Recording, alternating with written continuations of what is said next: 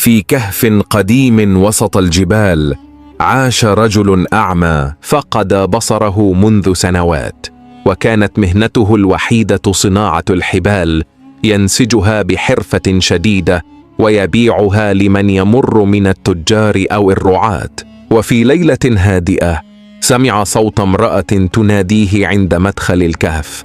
لم يسمع خطاها، فقد سمع صوتا يقول: أتريد أن ترى النور من جديد؟ سألها الرجل: من أنت؟ نظرت إليه وقالت: امرأة جاءت تعيد إليك ما سلب منك.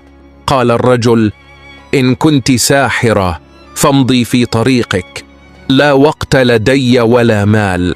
أجابت المرأة قائلة: لا سحر عندي ولا أبحث عن المال، أنا امرأة تعرف كيف تعيد البصر إذا كنت تريد ذلك. قال الرجل: وما المقابل؟